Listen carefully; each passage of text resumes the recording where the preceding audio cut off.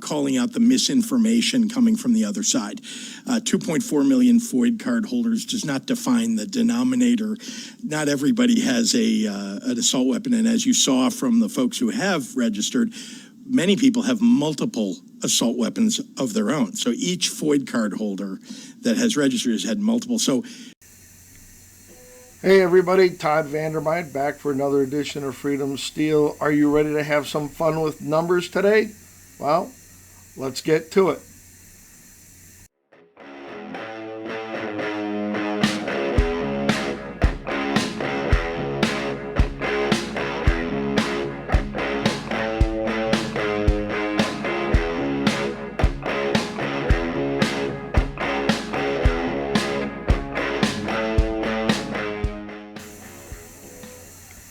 Hey everybody, Todd Vandermeid back for another edition of Freedom Steel, former NRA contract lobbyist, Illinois gun law guru, and I am broadcasting to you today from my temporary makeshift studio here at Rush Medical Facility in Chicago, where they are doing an excellent job of taking care of my wife after her stroke and aneurysm. And I will have some more updates on that, but if you really want to keep up on the daily stuff, you can check out my Facebook page and see stuff there. But hey, that was the governor talking yesterday about how we're trying to get our hands wrapped around the numbers from the registration requirement in the Illinois gun ban and the abysmal compliance rate, the low numbers, and they are trying to put the best spin on it. So let's go back to the governor and let's hear that whole exchange about what he thought the numbers on registration mean. Are you encouraging, if anything, from the state prosecutors to do about that? And do you have any thoughts in terms of compliance or enforcement for folks who maybe missed the deadline, but then do register their guns that it's past January 1? Let's see. There's a lot in that question. Let me start with calling out the misinformation coming from the other side. 2.4 million FOID card holders does not define the denominator. Not everybody has an assault weapon, and as you saw from the folks who have registered, many people have multiple assault weapons of their own. So each FOID card holder that has registered has had multiple. So my point is that many people already have registered, and we don't know the number of people that have those assault weapons in hand. What we know is that it's going to be vastly fewer than 0.4 million FOID card holders, and I think you've acknowledged and said that yourself. And so we certainly are trying to make it, as easy as possible for people to do that. There are people who missed the deadline who will have the opportunity and still do. ISP has said that registration is open to people even now. We have rules in place. There will be rules that will be codified, I suppose, once JCAR gets together over the next month, well, a couple weeks and month after that as well. But I also want to make something very clear.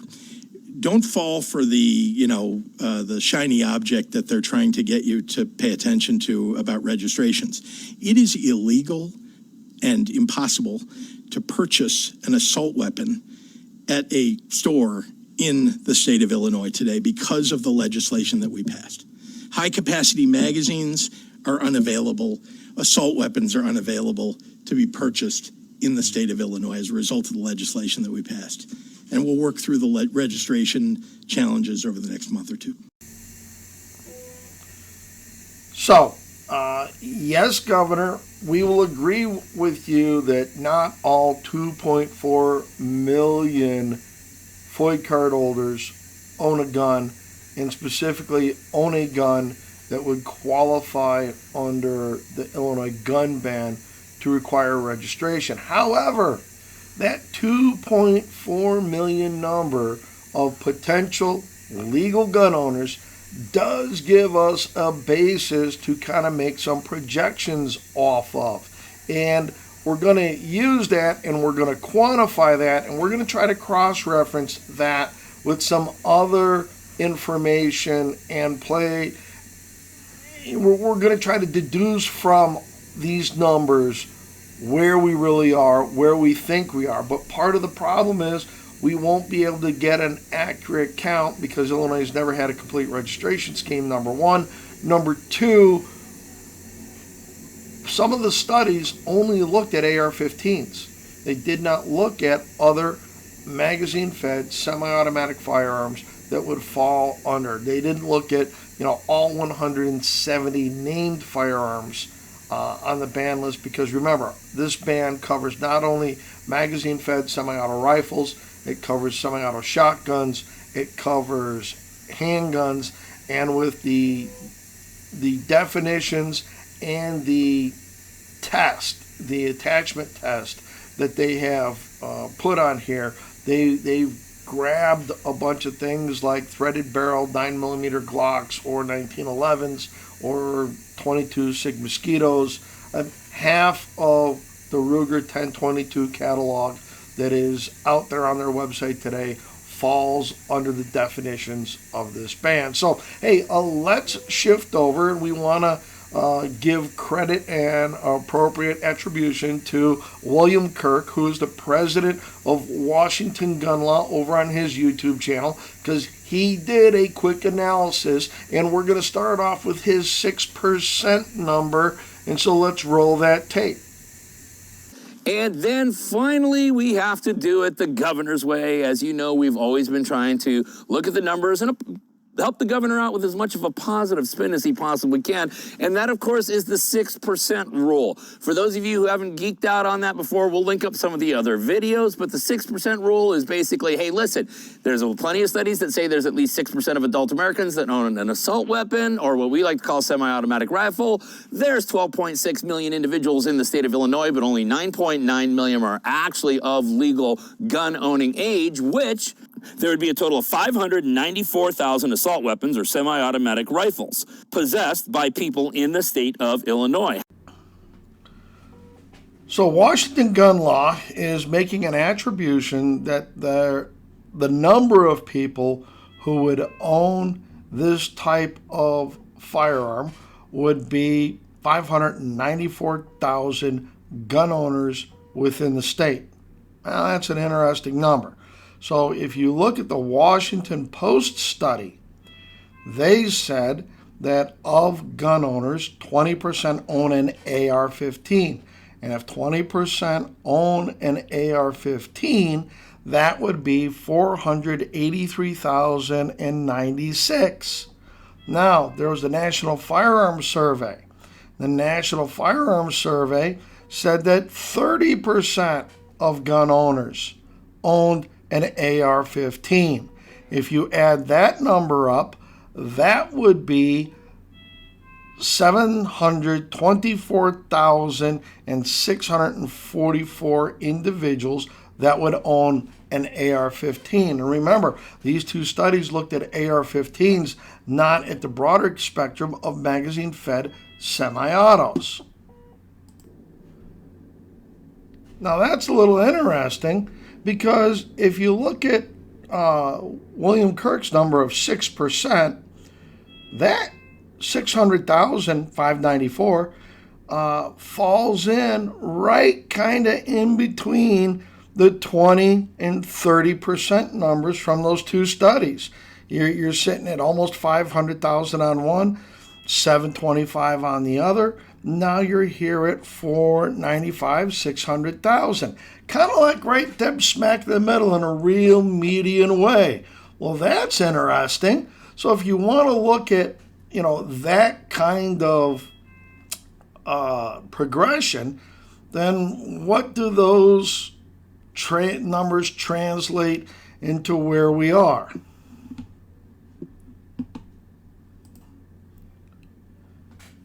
At the 6% number of 594,000 individuals, out of 2.4 million FOID cards, you're looking at a 95% non-compliance rate. So if we look at these numbers, the 594, when you net out the 29,000 that 357 that did register something, So you net out at a 95% non-compliance rate.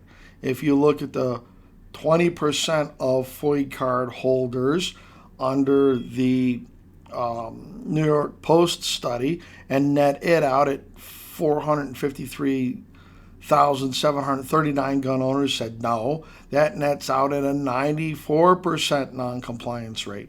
If you look at the 30% number that is from the National Firearms Survey, you net it out from 724,000 down to 695,000. You have a non-compliance rate of 96%. 96% of the people did not register a firearm who likely qualified under the number. Now, what you have to buy into, if you want to buy the governor's numbers, you have to buy into the prospects that Illinois bucked all the trends in firearms marketing and sales and data points for the last 10 years. That they've gone against the grain in everything. And so let's take another look. If we extrapolate this out, what does this look like? Now, Mr. Kirk used the 6% to equate one gun per gun owner.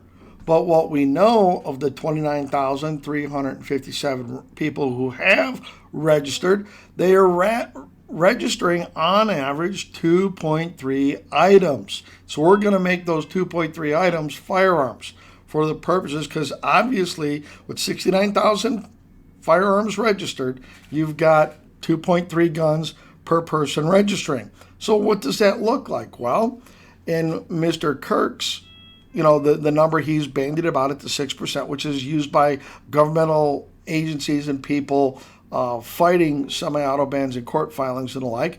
So at 6%, there should be 1,366,200 firearms registered. At the 20% number by the Washington Post, there should be 1,111,121 firearms registered. At the 30% for the National Firearms Survey, there should be 1,666,682 firearms registered. So if we deduct the 69,000 registered firearms, and I'm giving the governor a benefit of 8 registrations, so you're still carrying that 95% non-compliance, 94% non-compliance, 96% non-compliance, depending on which of the three numbers you use. But you're looking at, if you deduct that 69,000, anywhere from 1,042,000 to 1,597,000 firearms not registered. And understand, those two studies that we linked to are purporting AR-15s only, not magazine-fed semi-autos, not pistols, not the other stuff that's out there. So let's jump over, and now, the governor said not every person owning a FOID card has a gun. Well, okay, Governor, yeah, we said we could agree with that. We understand that concept. A lot of spouses don't have them. You have a few minors. We are trying to get the numbers from the state police on that. But let's go in a different direction here. Let's look at background checks for purchases. Now, this is not the NICS system with all those funny numbers they have. What this is, the state police have published from 2015 to 2022 annual totals on FTIPs. FTIPs are only called in on background checks for a proposed purchase. Now, maybe the gun owner cancels the purchase. Maybe they get called in more than once because they get sent out of town and the 30 days lapses. And this doesn't take into consideration any time that there is a sale that has multiple purchases. The state police are only notified on multiple purchases if they involve 2 handguns. So let's look at some of these numbers here. Between those years, you had 3,596,014 FTIPs called in. So 3.6 million for, shy of 4,000 shy of 3.6. So when we look at that number, that means that at 6%, there should have been at least 215,761 background checks for firearms under the 6% rule. Under the 20% rule from Washington Post on AR-15s alone, there should have been 719,000 firearms purchased during that 7-year period. 719,203. At the 30% from the National Firearms Survey, there should have been 1,078,804 firearms that were purchased in that time frame. And if you look at the number that are registered, you've got, you deduct that out, the net non-compliance at the 6% rate would be 146,761 that weren't registered. That's at the 6% rate in general. If you take the 20% rate for AR-15s, there's 650,203 firearms that were not registered. If you take the 30% number, there are 1,009,804 firearms that are not registered once you net out the 69,000 that were registered. So on one end, it could be as low as 146,000, 150,000 firearms that weren't registered just based on those purchase numbers.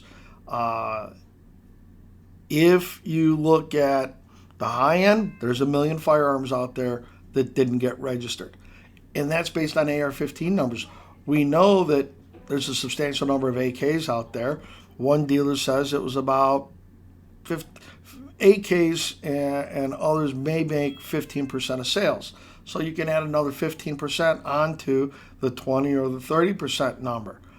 You look at all of that, and it's kind of funny that we end up in this range of people that there are approximately 600,000 people, that's dead smack in the middle, that didn't register. And if you figure out that 6%, that was at one gun. So now let's take those numbers. Let's take those numbers, 6%, 20%, 30% of FTIPs, just that. And now if you apply the 2.3 multiplier, that the average person is registering 2.3 firearms out of the 29,357 individuals who have registered. All right? Now you're looking at 496,250. Now you're looking at 1,654,166. Now you're looking at 30% rate of transactions, and then you multiply it by the number of guns, all right, because that was just one gun. But at the registration rate multiplier of 2.3, now you're looking at 2,481,249 firearms that should have been registered. And again, it doesn't take into account the Ruger 1022s, the GSG 5s, the Ruger Chargers, or all the semi-auto pistols with threaded barrels for comps and the like out there.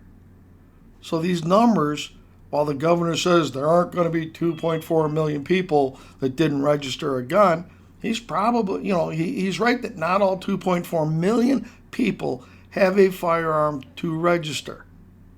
They don't all, not everyone owns a gun. There's a small, there's a finite number of spouses and those under the age of 18 that can't legally go purchase one. I get that. But if we use the multiplying matrix, we're looking, and at the 6% level, we're back at that 500,000 number. So that 500, 600,000 number seems to be a constant repeating number that keeps showing up. So at the bare minimum, you're looking at, 5 or 600, maybe 725,000 potential firearms on one side of the scale that were supposed to be registered, and they got 69,000. So let's wrap this up just a little bit here. You've got between 594,000, 724,000 people that didn't register based on some different matrix. You've got, on the low end, 215,000 firearms that weren't registered. If you put in that multiplier, you've got potentially 496,000 to 2.4 million. But I kind of draw a line and keep seeing this 500,000, 496, 500,000 number keeps popping up regularly. And that zone that's in that 500 to 725 number is a zone that just keeps popping up through different ways of trying to calculate what they got or didn't got. So I don't think it's out of the realm of possibility that they are looking at, 500,000 people minimum that didn't register their guns. And I think it's not improbable that they would be looking at one gun per person, but on the 2.3 multiplier, that they're looking at over 1 million firearms that didn't get registered. So video's starting to run a little long, but this is Fun with Numbers number 2. A couple of things I want to do. I really want to give a shout out to the staff here at Rush Medical. They're just doing a phenomenal job of taking care of my wife. Want to do another one here. Gun Barrel Coffee. These guys have been great. They have shipped me a case of their coffee to share here with the nursing and doctor staff here that have been working overtime around the clock to take care of my wife. Really want to give those guys a shout out. Please go by their spot, their website, and order some of their coffee. It's really good. I even drink it. We got that. And another, like I said before, if you want to see a different take on this and some other numbers, just that the gun guys are trying to be honest in our deliberations and how we try to figure out how many of you flipped the big old mighty bird to JB and Company. Check out Max and Shooter Supply, their blog with Dan Eldridge. He did a rundown on how this whole thing works.